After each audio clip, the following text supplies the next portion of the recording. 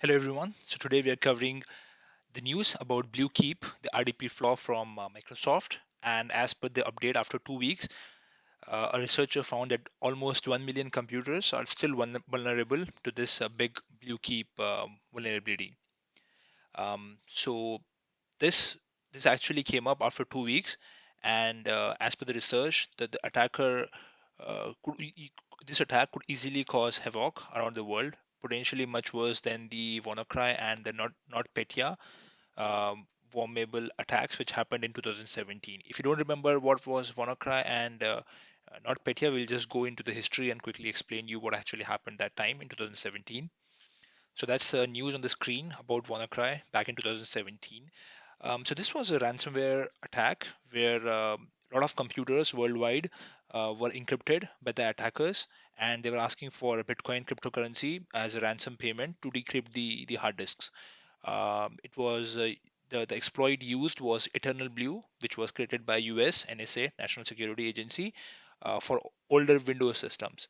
And this Eternal Blue exploit was actually stolen by a group called Shadow Brokers, who used this to cause the havoc. Well, we are learning more about a massive cyber attack that's taken place around the globe. There have been at least 45,000 attacks in as many as 74 countries just in the past 10 hours.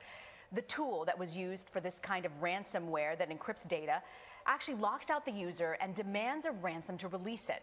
It was leaked by a group calling itself the Shadow Brokers. Politico cybersecurity reporter Eric Geller is in Arlington, Virginia. Eric, what more can you tell us about who's actually behind this attack?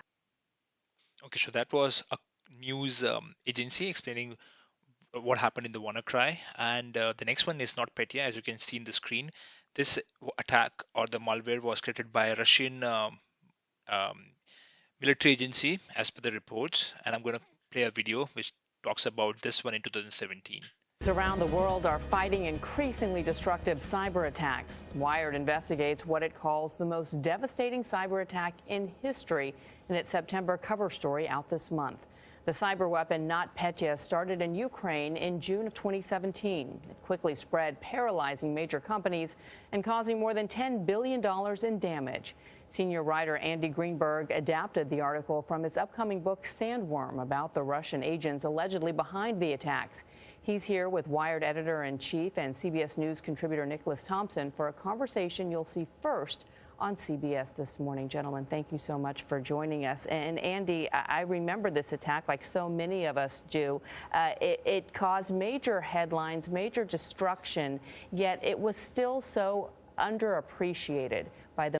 So that was the history. Now coming back to BlueKeep. So what BlueKeep can do is it can allow an unauthenticated remote attacker to execute arbitrary code and take control of a targeted computer just by sending specially crafted requests to the device RDP service via a RDP without requiring any interaction from the user. That's really dangerous. And here on the screen, the original research from Irata Security. Um, I'll have the link in my YouTube video. If you go down this link, you can see how the researcher comes up with the 1 million number. So we'll explain this table quickly on the screen. It got different categories: unknown, safe, vulnerable. So you can see here vulnerable like 923,000. And then I'll add up a few more numbers based on the unknowns, which will go into 1 million. So a lot of them are unknown, as you can see here: unknown, unknown, received timeout or connection reset by the peer. So there are different reasons for the unknown, but a lot of them are because the protocol isn't actually RDP, um, and respond weirdly when the researcher had to talk to the remote desktop service. The next number we already covered is vulnerable, but although there could be some honeypots also in these 923,000, but mostly they are vulnerable. The first category for safe, these appears to be patched ones. They could be Windows or non-Windows ones, but they are patched, so nothing to worry about. The next category is safe. Correct SSP MLA required. So for these ones are not actually patched. They are marked as safe, but they are not patched. It just means that these ones require network level authentication before the researcher can talk to the remote desktop service. The next safe in the list is not RDP but HTTP. So these are actually not RDP services. They are just HTTP servers, and the response is an HTTP response. These are 82,000. So this just shows that not everyone has still patched for this vulnerability. Now on the screen you can see the GitHub link for RDP scan, which the researcher used for actually scanning the internet. As per the researcher, the other link, which is Masscan, the researcher can use Masscan to scan the whole internet in less than 6 minutes, as per the claim researcher explained. If you're interested, go to this GitHub link. There is a good documentation on how to run the scan on the internet. If you want to scan just some subnets, also that's possible. This one is assumed or claimed to be faster than an Nmap, as per the researcher.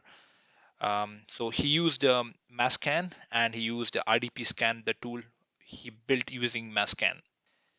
Also, to explain why this vulnerability is so big, and you can assume like why Microsoft is releasing patches for non-supported Windows versions like Windows XP, Windows Vista, Windows Server 2003.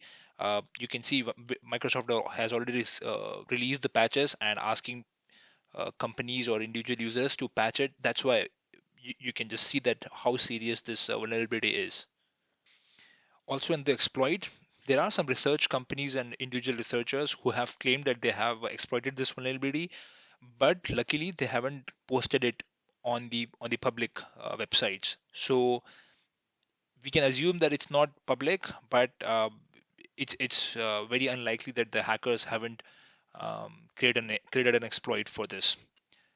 So if for some reason you can't fix this one, like patch your Windows systems for this vulnerability, in this blog, there are already recommendations like disable the RDP service if it's not required, block the port 389 using a firewall, or make it accessible only over a private VPN, or enable the network level authentication.